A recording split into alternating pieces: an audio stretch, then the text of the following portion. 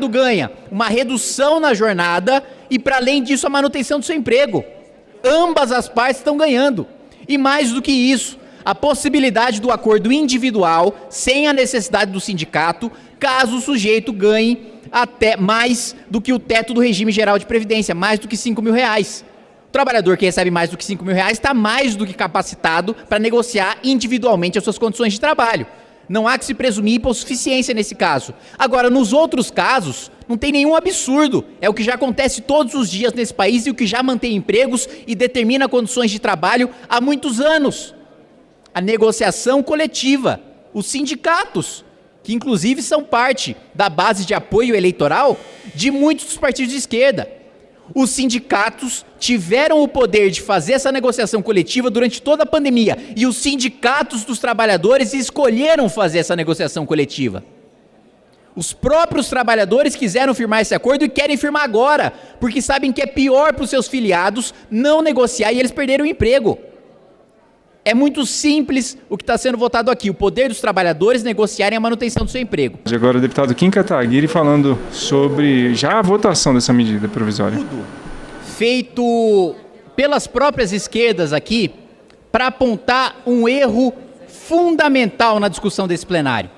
Em 2016, a Fundação do Partido dos Trabalhadores, a Fundação Perseu Abramo, fez uma pesquisa, deputado Alexis Fontaine, para descobrir por que o Haddad tinha perdido na periferia de São Paulo?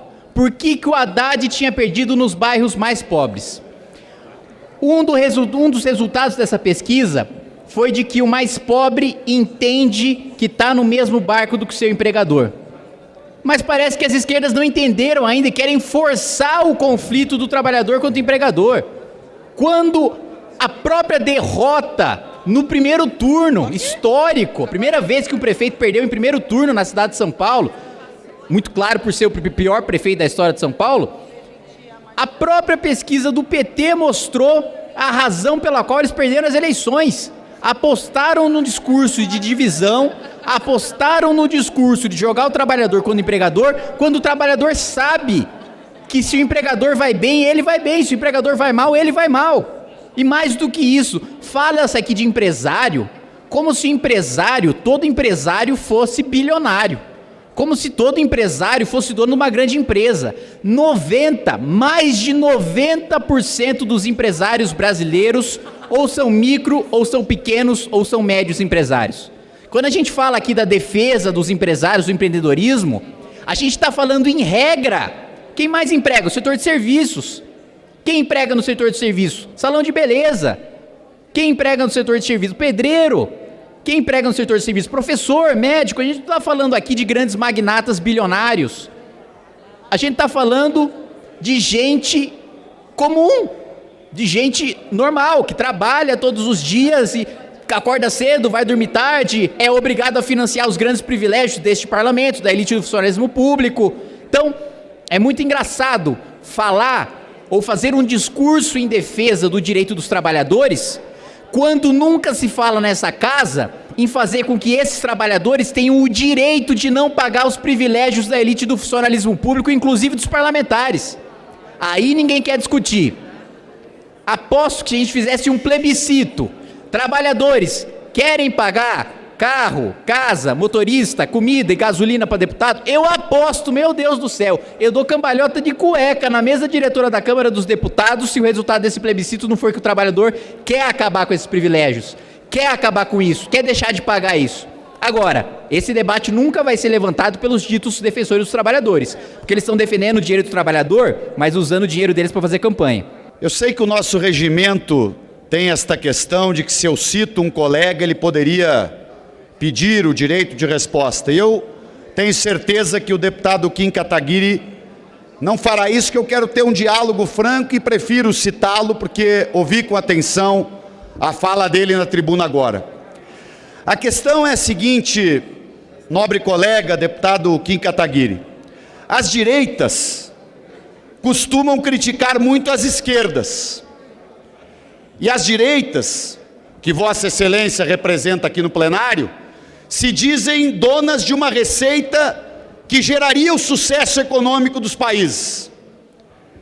Que se retirasse as amarras do Estado, as proteções que o trabalhador tem, o papel do Estado e do setor público para incentivar um conjunto de políticas de desenvolvimento nacional, de um projeto nacional, aí quanto mais se deixasse a coisa liberada para o suposto livre mercado, que na verdade é uma ficção, porque o livre mercado não existe, há um predomínio claro, né, de concentração econômica em torno de setores que são altamente oligopolizados, muitos deles monopolizados, que impõem preços, que impõem condições e que concentram brutalmente a renda. Aliás, aqui no Brasil, as direitas, deputado Zé Neto, deputada Lídice, as direitas estão governando há 6 anos. E o que aconteceu nesse novo ciclo de 6 anos das direitas, que o deputado Kim apoia? Aconteceu que aumentou o desemprego, aumentou a desigualdade, cresceu a fome, voltou a inflação, as contas se deterioraram, especialmente porque a taxa de juros, essa sim está sempre liberada. O deputado Mauro Benevides fala com frequência aqui, né? As direitas, eles não estão nem aí.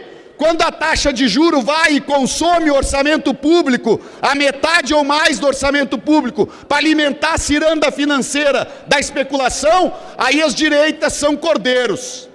Eles dizem, não, aí é o mercado. Então, a questão que diferencia mesmo as direitas, as esquerdas, a centro-esquerda, é que nós temos sim uma visão de que é preciso aumentar a massa salarial, é preciso proteger o trabalho, é preciso garantir condições mínimas de dignidade para todo ser humano e para todo cidadão. E é preciso proteger também as pequenas, médias empresas que enfrentam uma concorrência desigual com os oligopólios e com os monopólios. Eu peço 30 segundos para concluir, presidente. Então, esta receita que vocês estão usando, deputado Kim, ela só está dando prejuízo para o Brasil. Onde é que está o paraíso que vocês prometiam? Fazem 6 anos. Vocês alteraram a lei da Previdência, vocês alteraram a lei trabalhista, vocês fizeram uma série de mudanças do fundamentalismo liberal e qual é o resultado? Mais recessão, mais desemprego, mais inflação. Tem que mudar essa política econômica. Promovendo o diálogo aqui com o deputado Henrique Fontana, primeiro, as direitas criticam as esquerdas. Não, da direita a qual eu me filio, critica a própria direita também quando ela trai os seus valores, quando ela erra e quando ela promove medidas que, inclusive com o apoio das esquerdas, como foi o caso da PEC Kamikaze. Para além disso, oligopólios e monopólios, não há quem tenha protegido mais o oligopólio dos bancos do que o Banco Central durante os governos petistas, que mantiveram o mercado fechado, aumentaram a taxa de juros, tão citada pelo deputado Henrique Fontana, e fizeram com que a inflação disparasse durante o segundo mandato do governo Dilma. Para além disso, durante os governos petistas foi quando houve a maior concessão de privilégio tributário para grandes empresas. Vamos falar do BNDES concedendo subsídio para monopólio, para oligopólio, com o patrocínio e com o apoio do Partido dos Trabalhadores, que se diz pai dos pobres, mas na verdade é mãe dos ricos. Obrigado, presidente.